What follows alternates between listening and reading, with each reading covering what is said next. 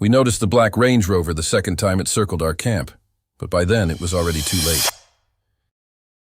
After months of burnout, late nights, and deadlines that blurred into each other, my friends and I finally decided to take a break. Just a weekend, just us. Me, Ryan, Marcus, and Ben, 4 guys who'd been inseparable in college but had barely managed a group chat since. We packed up our gear and headed out to a forest preserve a few hours from the city. It wasn't an official campsite, more like one of those if-you-know clearings deep in the woods. Ryan had been there once with his uncle years ago and said it was remote, peaceful, and perfect. We arrived around 5 in the evening. Birds chirped, wind rustled through the tall trees, and the whole place smelled of pine and campfire dreams. We pitched our tents, cracked open beers, and sat around the fire watching dusk bleed into night. That's when we first saw the black Range Rover.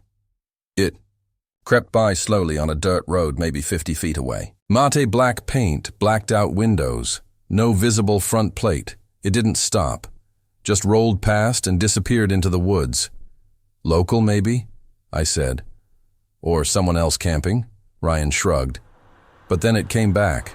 Same direction, same speed, no headlights. It just passed by again, slow and deliberate. We all noticed it this time. Same one, right? Marcus asked, beer halfway to his mouth. Definitely, I said. Maybe they're lost, Ben offered, ever the laid-back one. But deep down, we all felt it. Something was off. There was no good reason for a blacked-out Range Rover to keep circling a random patch of woods like that. Especially not at twilight. The third time it came around, it stopped. We froze as the passenger door opened. A man stepped out. He wore a dark hoodie, jeans, and boots. His baseball cap was pulled low, obscuring most of his face. He walked toward our campfire, unarmed as far as we could see. Evening, he said with a half-smile. Ryan stood up. Hey, you all right? The man nodded slowly. Yeah, just noticed your fire. Y'all camping out here tonight? Yeah, Marcus replied, wary. Just for the weekend. The man looked around, at our tents, the gear, the ice chest, the extinguished beer cans, and smiled again. Cool spot. Peaceful. A lot of people don't know about it. Yeah, I said slowly. How'd you find it? He didn't answer. Just stared at me for a second too long, then said, Y'all be careful out here. Some real weird folks around these woods. Then he turned and walked back to the range. Rover. Before we could even unpack that cryptic warning, 2 men exploded out of the tree line, charging straight toward us, wielding machetes. Ben screamed first. I knocked over the fire pit, sending sparks into the air. We bolted, no hesitation. Adrenaline hit like lightning. The path to our SUV was dark, narrow, and twisted. 100 yards through brush, roots, and slippery mud. Go! Ryan shouted. I don't remember breathing. I just ran, crashing through the woods, hearing the footsteps behind us, ours, theirs, branches snapping, leaves crunching, someone yelling behind us. Our SUV came into view. I was the first to reach it. I fumbled for the keys, my hands shaking. So bad I dropped them into the gravel. Open it, damn it! Marcus screamed behind me.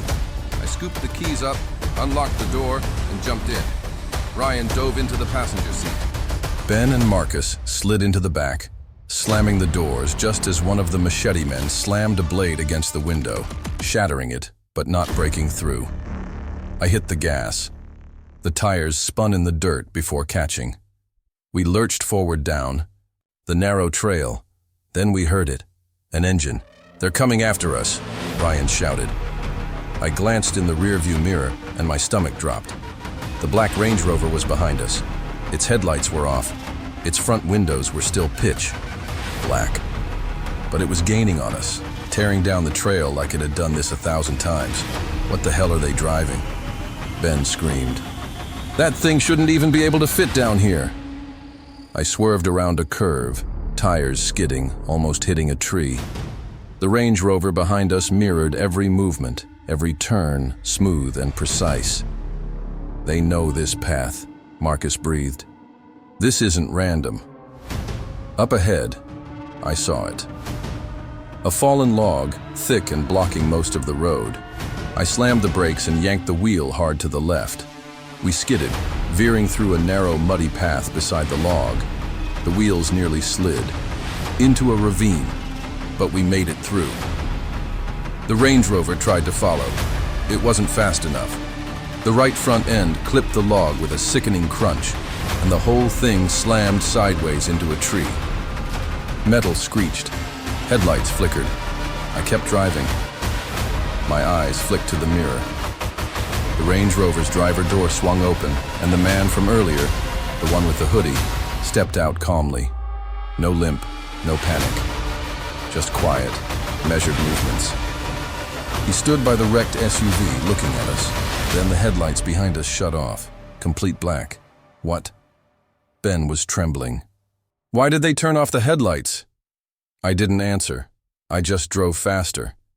We didn't stop until we hit pavement and saw the warm yellow glow of a roadside diner. I pulled into the lot and parked crooked. We stumbled inside like survivors. The waitress dropped her coffee pot when she saw us. I didn't even try to explain. None of us did. We just sat in a booth, stunned, twitching at every headlight that passed outside.